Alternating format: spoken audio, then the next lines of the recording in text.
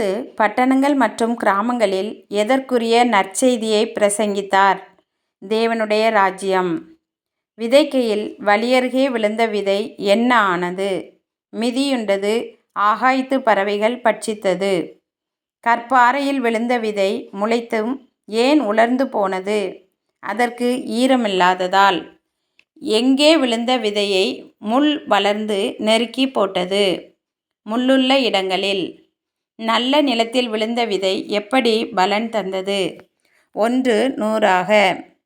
தேவனுடைய ராஜ்யத்தின் இரகசியங்களை அறியும்படி யாருக்கு அருளப்பட்டது? சீஷர்கள். ஜனங்களுக்கு உவமைகளாக சொல்லப்பட்டது எது? தேவ ராஜ்யத்தின் இரகசியங்கள். உவமையில் கூறப்படும் விதை என்பது எதை குறிக்கிறது? தேவனுடைய வசனம். வழியருகே விதைக்கப்பட்டவர்களின் வசனத்தை எடுத்து போடுகிறவன் யார்? பிசாசானவன். கற்பாறையில் விதைக்கப்பட்டவர்கள் வேர் இல்லாததினால் எப்பொழுது பின்வாங்குவார்கள்?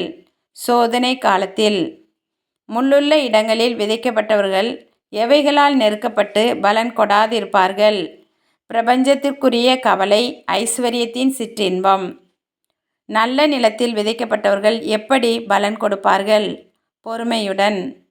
விளக்கை கொளுத்துகிறவன் அதை எதன் மேல் வைப்பான்? விளக்கு தண்டு. வெளியரங்கமாகாத எது இல்லை? அறியப்பட்டு வெளிக்கு வராத எது இல்லை?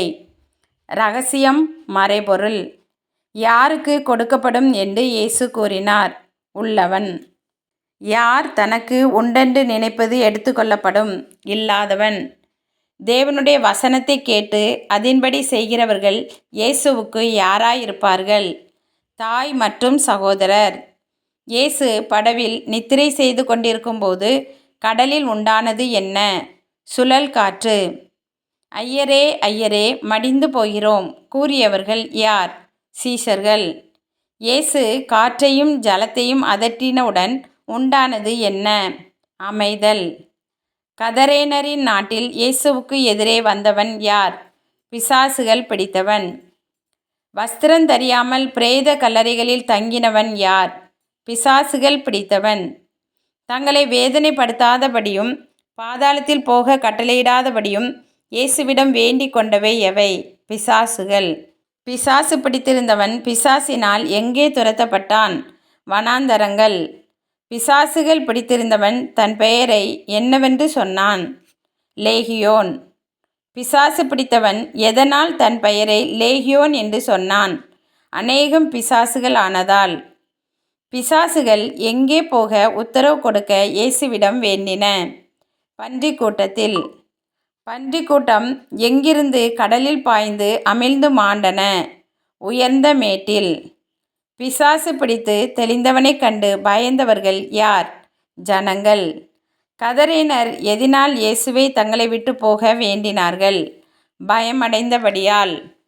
பிசாசுகள் நீங்கினவனை இயேசு தம்மோடு இருக்க அனுமதிக்காமல் அவனிடம் கூறியது என்ன? தேவன் செய்தவைகளை அறிவிக்க.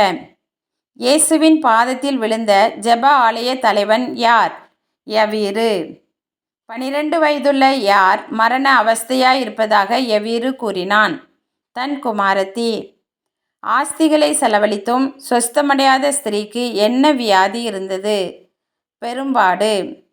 ஸ்திரீக்கு எத்தனை வருஷங்கள் பெரும்பாடு இருந்தது? 12. ஸ்திரீ இயேசுவிடம் வந்து எதை தொட்டாள்? வஸ்திரத்தின் ஓரம். ஸ்திரீக்கு பெரும்பாடு எப்பொழுது நின்றது? இயேசுவின் வஸ்திரத்தின் ஓரத்தை தொட்டவுடன். ஸ்திரீ வஸ்திரத்தை தொட்டவுடன் இயேசுவிடமிருந்து புறப்பட்டது என்ன? வல்லமை. பெரும்பாடுள்ள ஸ்திரீயை இரட்சித்தது எது? அவள் விசுவாசம்.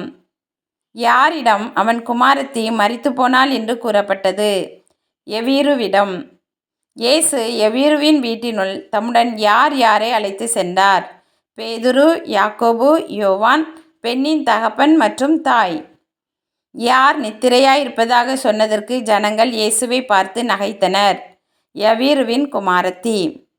யவீருவின் குமாரத்தியின் கையை பிடித்து இயேசு சொன்னது என்ன? பிள்ளையே எழுந்திரு. இயேசு பிள்ளைக்கு எதை கொடுக்க கட்டளையிட்டார்? ஆகாரம்.